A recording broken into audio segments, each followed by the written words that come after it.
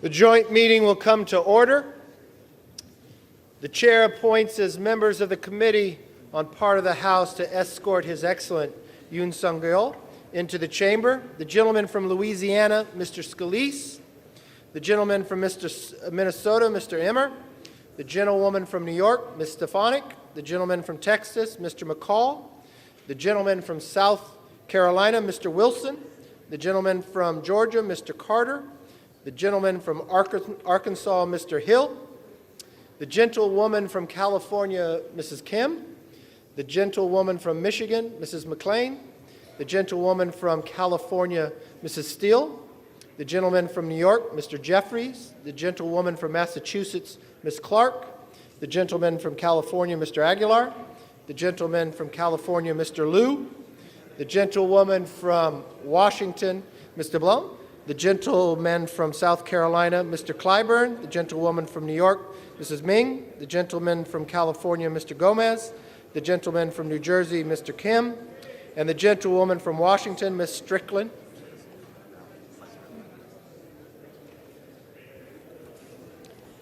The President of the Senate, at the direction of that body, appoints the following senators as members of the Committee on the part of the United States Senate to escort His Excellency Yoon Sung-yeol, President of the Republic of Korea, into the House chamber. The Senator from Illinois, Mr. Durbin. The Senator from Minnesota, Ms. Klobuchar. The Senator from Wisconsin, Ms. Baldwin. The Senator from Washington, Mrs. Murray. The Senator from New Jersey, Mr. Menendez. The Senator from Kentucky, Mr. McConnell. The Senator from South Dakota, Mr. Thune. The Senator from West Virginia, Mrs. Capito. The Senator from Iowa, Ms. Ernst. The Senator from Montana, Mr. Daines. The Senator from Idaho, Mr. Risch. The members of the escort committee will exit the chamber through the lobby doors.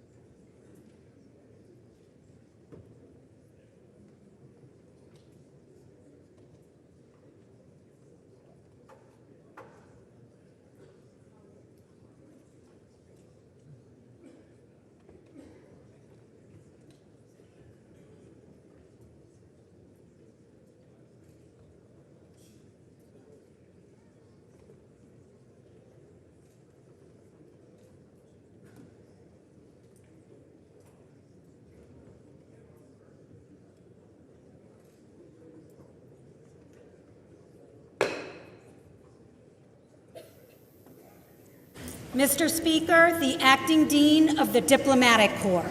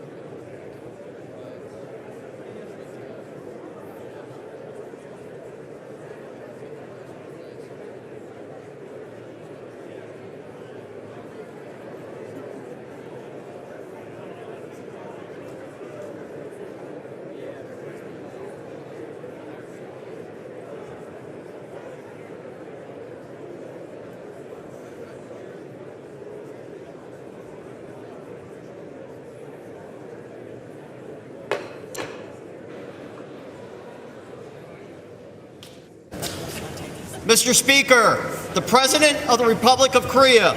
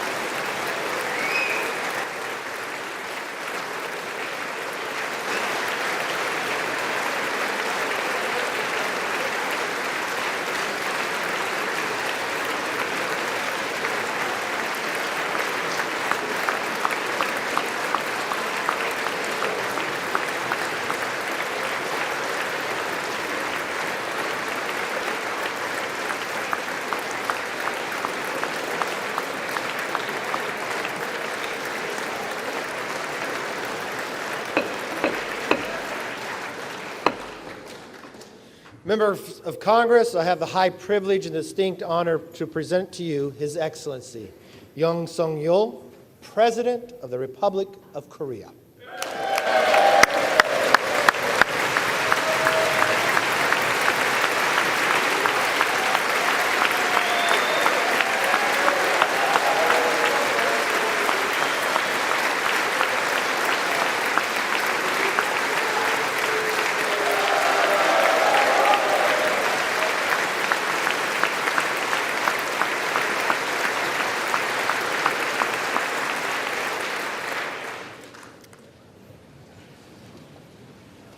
Mr. Speaker, Madam Vice President, honorable members of the United States Congress, distinguished guests, ladies and gentlemen, dear citizens of America, a new nation conceived in liberty and dedicated to the proposition that all men are created equal.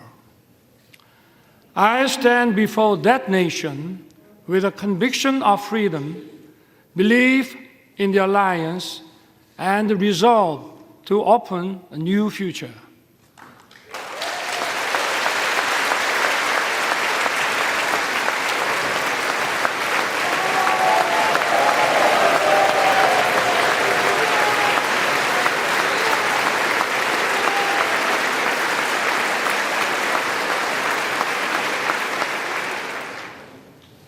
For 234 years, a Congress has been the symbol of freedom and democracy. This chamber embodies the spirit of Constitution.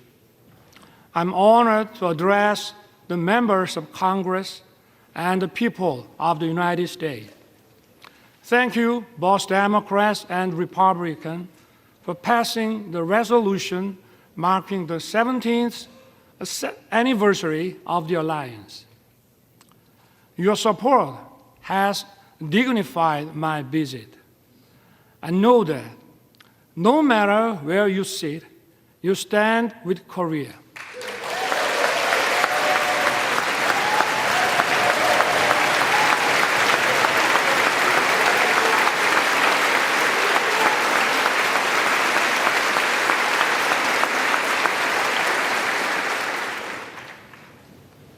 Over the past century, we have faced many threats, but the U.S. has always led the world in defense of freedom. Imperial nations fought for colonies, and humanity greatly suffered from the two world wars. America righteously stepped in to defend freedom, but it was not without cost. We remember the leadership of General MacArthur and Admiral Nimitz, but more than 100,000 American men and women perished in the Pacific War. Their sacrifice was not in vain. U.S. leadership established the New World Order based on free trade. It brought peace and prosperity throughout the world.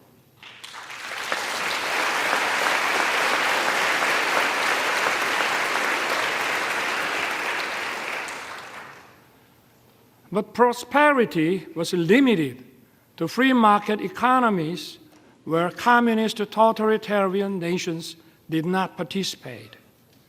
The world was divided into democratic and communist blocs. In 1950, the Korean Peninsula was on the front line. The Soviet Union helped to rearm North Korea. North Korea's surprise attack threatened the peace on the Korean Peninsula and Asia. Korea's freedom and democracy were on the brink.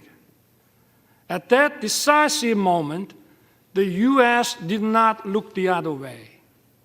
Korean and American soldiers stood shoulder to shoulder and fought bravely. Tales of our heroes were written. General MacArthur caught the enemy off guard with the landing of Incheon and turned the tides of the war. Operation Chromite was one of the greatest decisions ever made in the history of war. The U.S. 1st Marine Division miraculously broke through a wave of 120,000 Chinese troops at the Battle of Lake Changjin.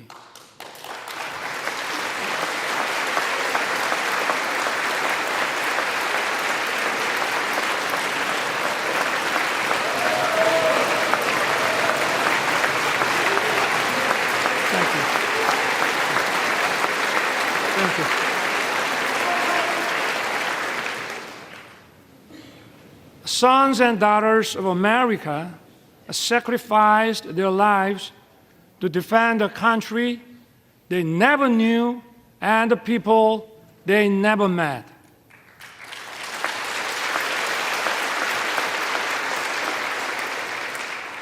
In the Battle of Lake Changjin alone, 4,500 American service members lost their lives. Over the course of the war, almost 37,000 U.S. soldiers fell. The late Colonel William Weber fought in the battle for Hill 3 to 4 in Wonju. He lost his right arm and leg. Yet, This American hero dedicated his life to honoring the noble sacrifice made by the Korean War veterans.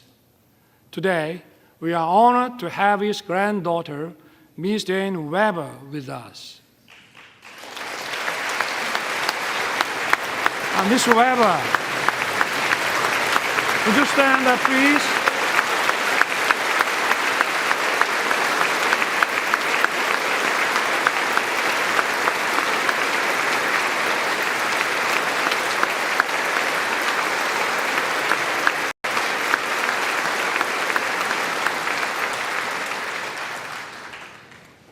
On behalf of the Korean people, I would like to thank you deeply. We salute his noble service and sacrifice. Thank you, Dane. Some of Korean war heroes are your family and friends. The late John Conyers Jr., Sam Johnson, and Howard Coble were veteran congressmen who promoted freedom and democracy.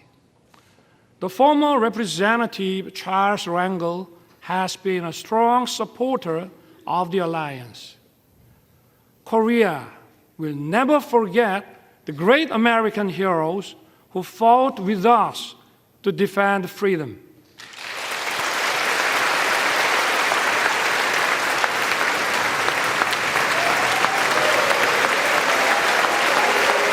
Thank you. Thank you.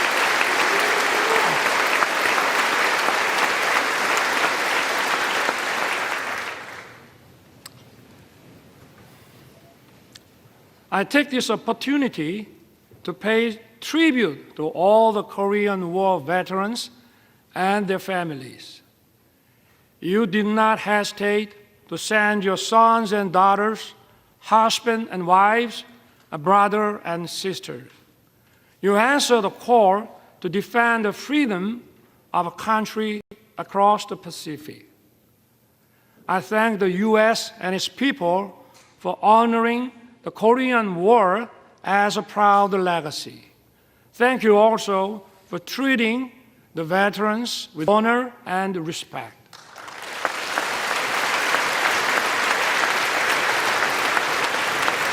Thank you.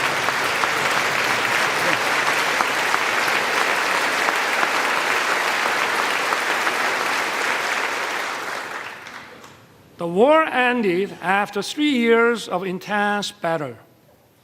Our two nations signed the Mutual Defense Treaty and opened a new era of the alliance. Ever since, the Korean people rose from the ruins of war to build a thriving nation. And at every step, America has stood together with Korea. We have many reasons to celebrate our platinum anniversary. We had no guarantees of success when it started.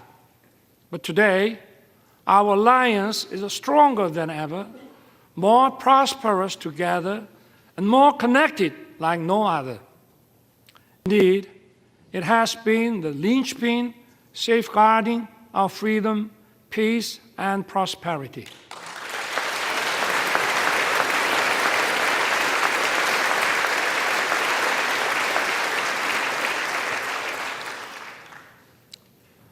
Once a recipient of aid, Korea is the only nation in modern history to become a donor.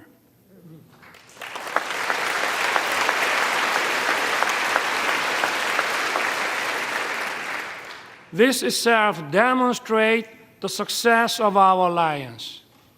Let me talk about the history of our alliance. The ties of our cooperation and exchange span over 140 years since the establishment of diplomatic relations in 1882. In the late 19th century, American missionaries helped to widely introduce the values of freedom and solidarity to Korea.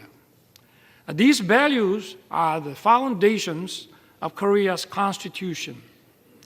They have made a huge impact on our independence movement and the foundations of Korea.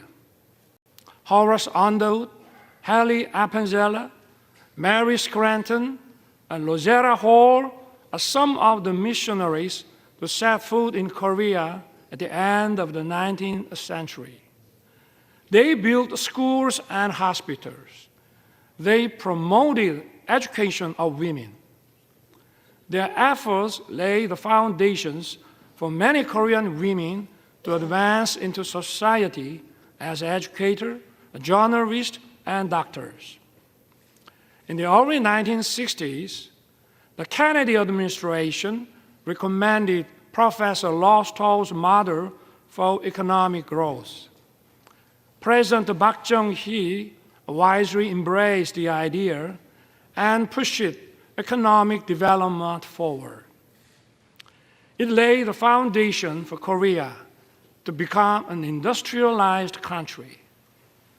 Known as a miracle on the Han River, Korea's economic growth rate was unrivaled. Korea was one of the least developed countries after the war. Its annual income was just $67 per capita. Now, its economy ranks 10th in the world.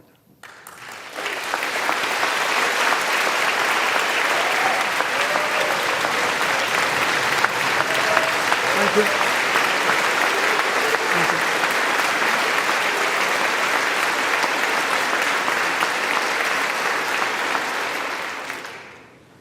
Seoul was once reduced to ashes. Now, it is one of the world's most vibrant digital cities. Busan was once flooded with war refugees. Now, it is the world's second largest port city in terms of transshipment volume. It is also bidding to host the World Expo 2030. Korea is winning the hearts of global citizens.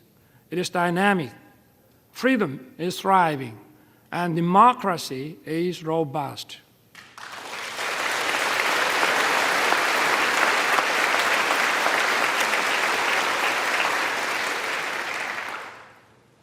Korea and the U.S. have joined forces to safeguard freedom and democracy throughout the world. Since World War II, Korea dispatched its warriors of freedom. We fought side by side with the U.S. in Afghanistan, Iraq, and others.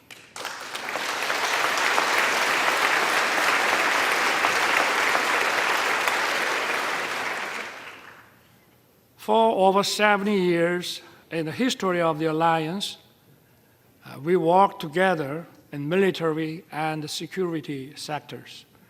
We also expanded our cooperation in the economic field. Our relationship has evolved from one of unilateral assistance to a partnership that is mutually beneficial. The Chorus FTA was approved with the full support of the U.S. Congress in 2011. Since then, our bilateral trade has increased by 68%. Korea's companies' investment in America has tripled. The U.S. companies' investment in Korea has nearly doubled. Korean companies are contributing to vitalize the U.S. economy. They are producing EV batteries, semiconductors, cars, and other products here in America. And more importantly, they are creating decent, well-paying jobs.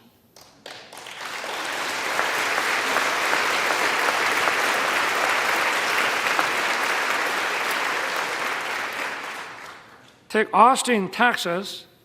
Samsung's semiconductor plant has created nearly 10,000 jobs as of 2020.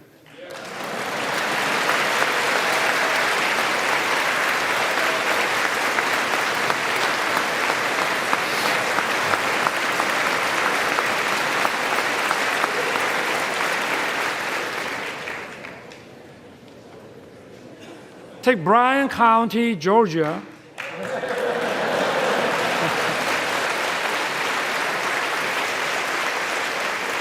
Hyundai's EV and battery plants is expected to be operational by late 2024. It will produce 300,000 electric vehicles every year. It will employ thousands of Americans.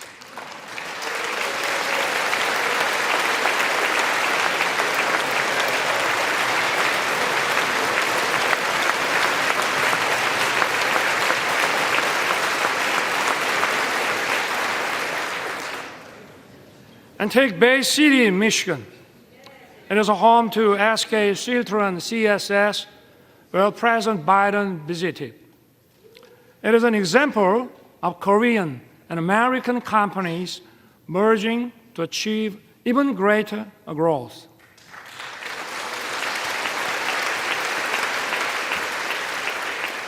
I hope to see more economic cooperation in the other parts of America.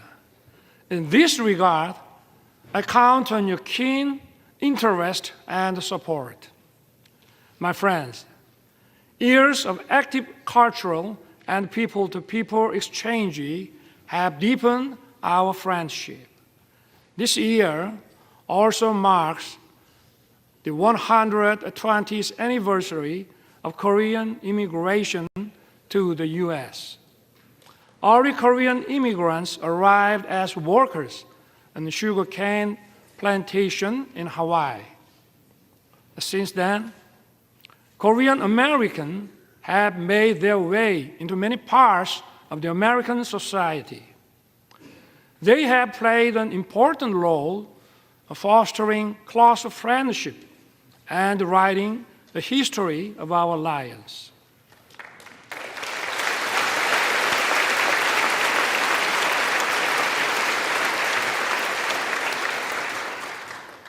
Representatives Young Kim, Andy Kim, Michelle Steele, and Marilyn Strickland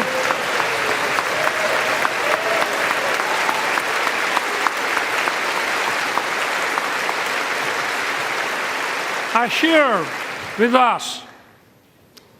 They are a testament to the alliance spanning generations.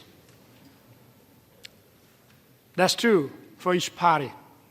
It is a relief that you are evenly praised across the aisle.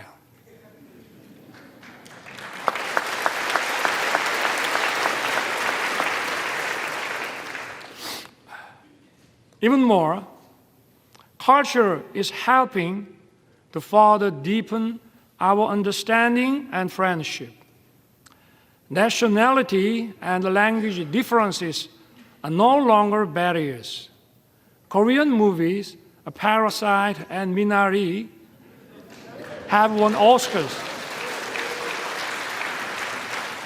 Hollywood film Top Gun and The Avengers are loved by Koreans.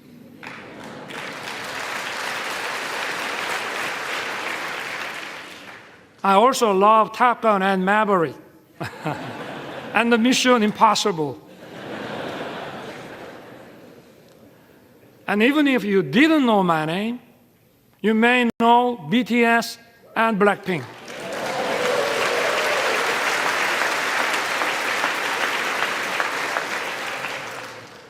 BTS beat me to the White House, but I beat them to Capitol Hill.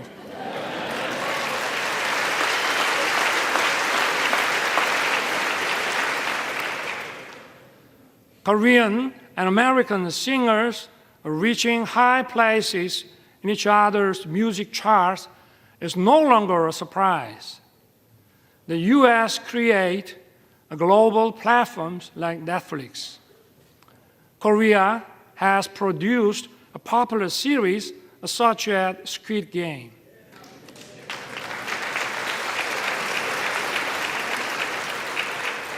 We are creating a new pattern of synergy. These cultural exchanges have brought our people closer. According to Chicago Council on Global Affairs, Americans' positive views of Korea reached the highest level since 1978. And according to a Pew survey last year, Koreans' positive views of the U.S. reached 89%. It marks the largest increase among all the countries surveyed.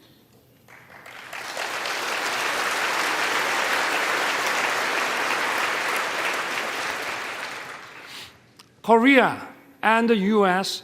agreed to set up an assistance program for our students. It will help them to study and find jobs actively in each other's country.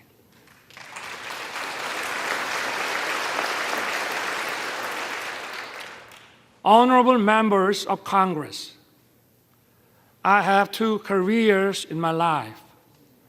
My first job was as a public prosecutor. My second job is serving as the president of my beloved country. As prosecutor, my role model was the late Robert Morgenthau. He was the real-life character of District Attorney Adam Schiff in Law and Order. When I was the Prosecutor General, I printed a book titled Robert Morgenthau, America's Eternal Attorney. I shared it with my junior prosecutors. In the preface, I included the phrase, an attorney who is silent in the face of great evil will not even stop pickpockets in the neighborhood. Today, our democracy is at risk. Democracy is a community's political decision-making system to protect freedom and human rights. Such decision-making must be based on truth and freely formed public opinion.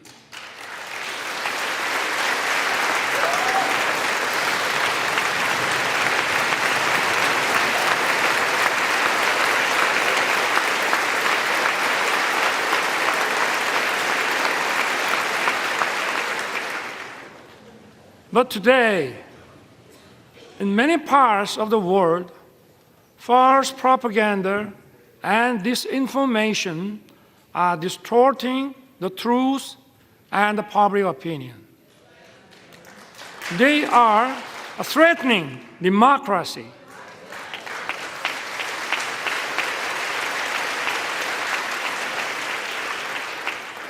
The rule of law allows the freedoms of everyone to coexist.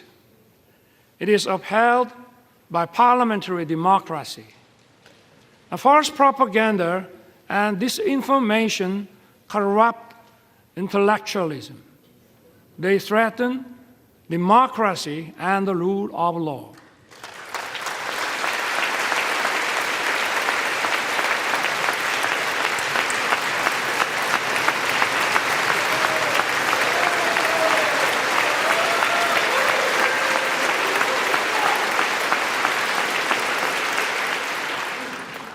Such totalitarian forces may conceal and disguise themselves as defenders of democracy or human rights.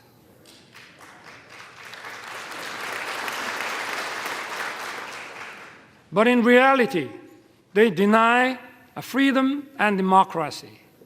We must not be fooled by such deception and disguises.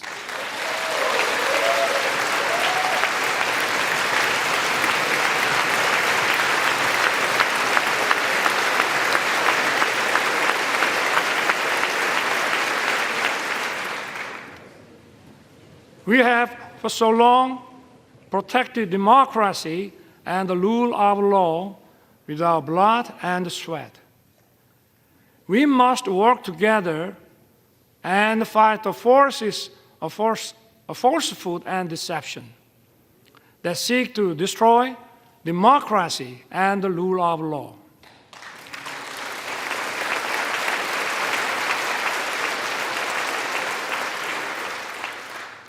Those who cherish freedom also respect the freedom of others.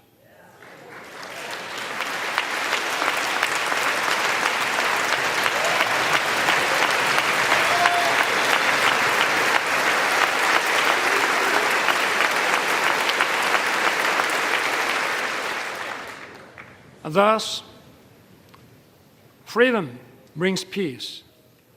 Peace, in turn, safeguards freedom. Freedom and peace are sources of creativity and innovation. They bring prosperity and abundance.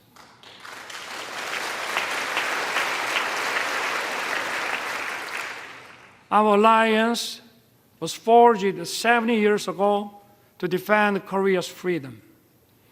The alliance has now become a global alliance that safeguards freedom and peace around the world. Korea will fulfill the responsibilities.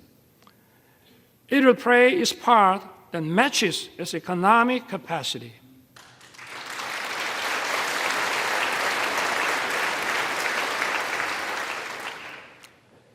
In his 1961 inauguration address, President John F. Kennedy said, "My fellow citizens of the world, ask not what America will do for you, but what together we can do for the freedom of man."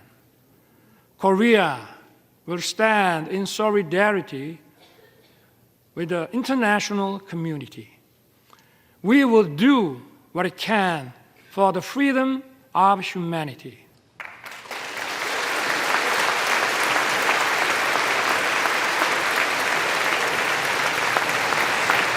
Thank you. Thank you. Thank you. Thank you. Korea, with the U.S., will march towards the future. As I took office last year, I pledged to rebuild Korea, a nation belonging to the people, rooted in freedom, democracy, and market economy, a nation that the people can be truly proud of as it fulfills its role as a responsible member of the international community. Together with the U.S., Korea will play the role as a compass for freedom. It will safeguard and broaden the freedom of citizens of the world.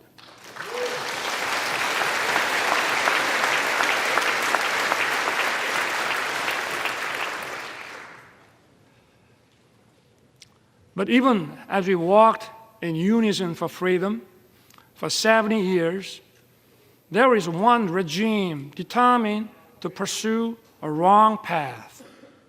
That is North Korea. The difference is stark between Seoul, that chose freedom and democracy, and Pyongyang, that chose dictatorship and communism. North Korea has abandoned freedom and prosperity and dismissed peace. North Korea's nuclear program and missile provocations pose a serious threat to the peace on the Korean peninsula and beyond. To deter its reckless behavior, the alliance must stand united with determination. As President Reagan once said, "There is a price we will not pay. There is a point beyond which they must not advance." We must make his words clear to North Korea.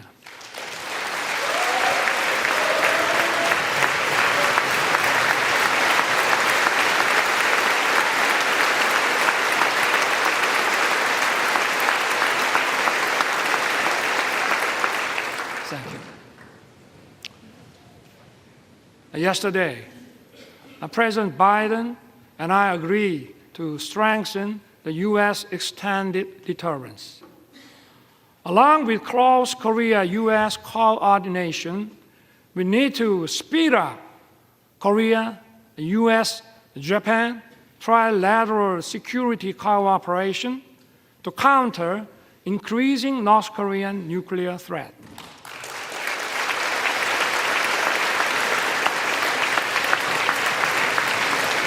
Thank you. Thank you. Thank you. My government will respond firmly to provocations, but at the same time, we will keep the door open for dialogue on North Korea's denuclearization. Last year, I proposed the audacious initiative.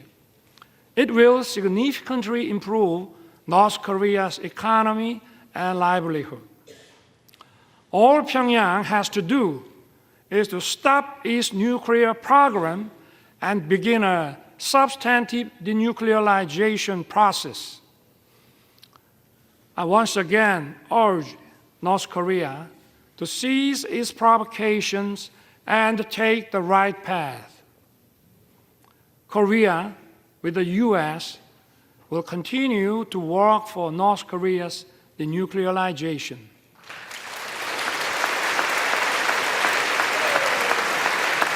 Thank you. Thank you. Thank you.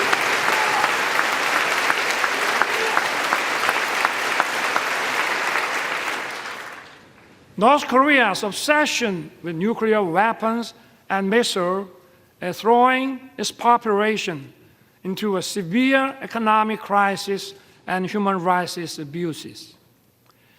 We must raise global awareness of dire human rights situation in North Korea. We must not shy away from our duty to promote freedom for North Koreans.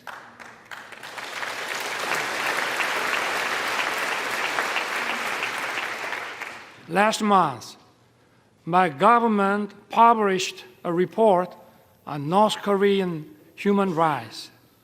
We released it to the public for the first time. The report documents a wide range of abuses in North Korea.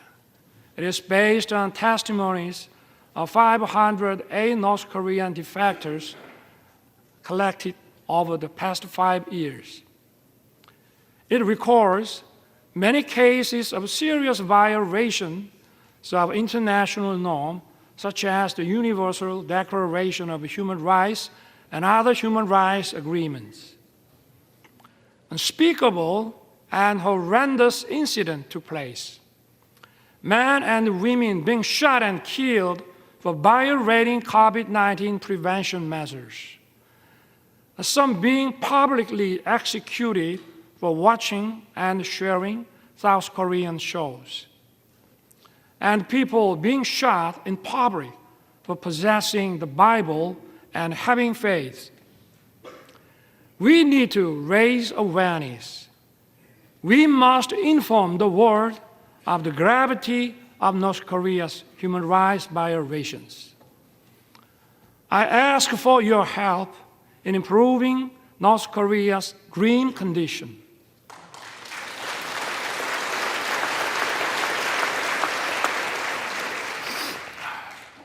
My friend, freedom and democracy are once again under threat. The war against Ukraine is a violation of international law.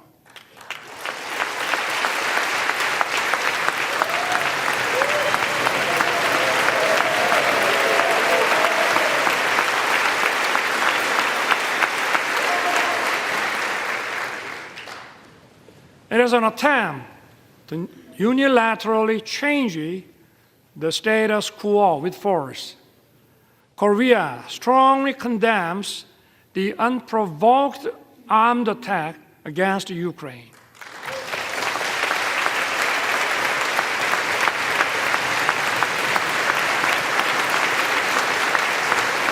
Thank When North Korea invaded us in 1950, democracies came running to help us. And we fought together and kept our freedom. The rest is history. Korea's experience shows us just how important it is for democracies to uphold solidarity. Korea will stand in solidarity with the free world. We will actively work to safeguard the freedom of the people of Ukraine and support their efforts in reconstruction.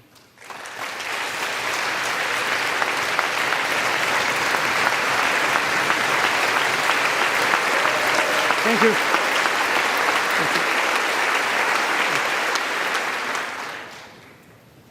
Honorable members of Congress, so far, 6 Korean presidents spoke at this important chamber. The first Korean president, Dr. Lee Sung-man, delivered his speech in 1954. After 35 years, in 1989, President Roh Tae-woo, standing at this podium, said the following: "The nations of the Pacific have made open society and market economy and the engine that drive the fastest growing region in the world. The Pacific will become even more important to the U.S., and Korea will begin to contribute more to the prosperity and peace of the region." I look forward to the day when some future Korean president may be invited to address this distinguished assembly and describe the vision I spoke of today as an achievement fulfilled, not as tomorrow's hope. President Roh's vision has become a reality. Thank you. Thank you. Thank you.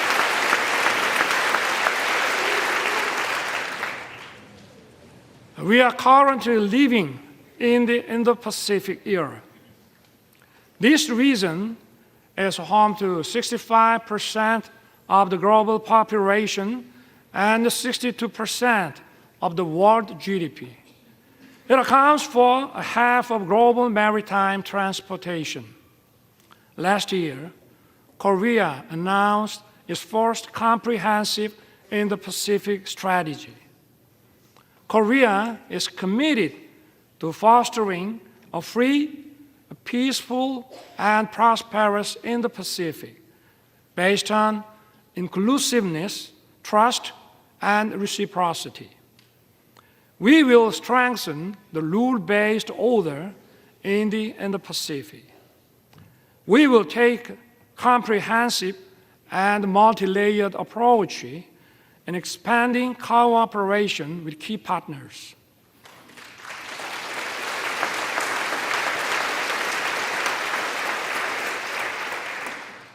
This also means that the stage for the alliance is expanding. Korea used to receive assistance from U.S. aid. It is now sharing its experience with developing countries in partnership with the U.S. Korea has greatly increased its ODA budget. It is providing tailored programs in tune with the needs of its partners. Yesterday, President Biden and I adopted a joint statement. It presents a vision of the alliance in action towards the future. Together, our two countries will broaden our alliance.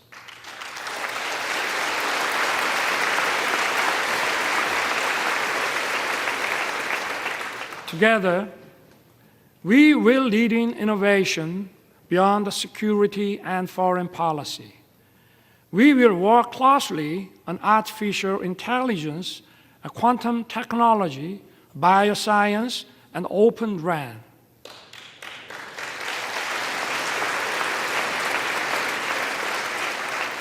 Our partnership in the cutting-edge semiconductor industry will contribute to establishing stable and resilient supply chains.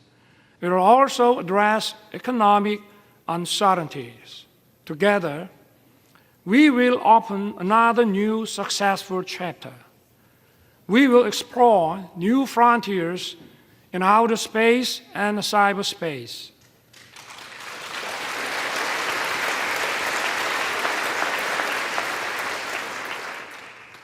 Korea and the US are the world's top technological powers leading innovation and creativity. Together, we will create a great synergy.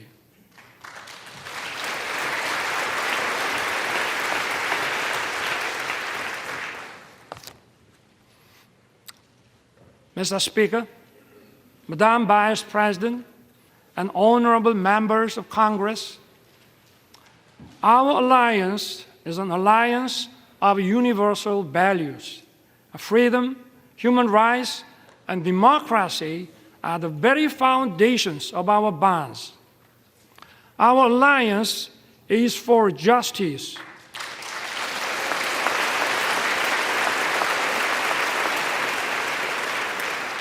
Our alliance is for peace.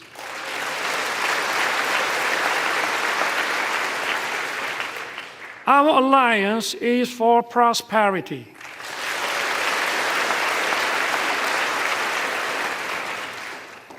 Together, our alliance will continue to move towards the future. We will build the world of tomorrow that opens endless opportunities for our future generations.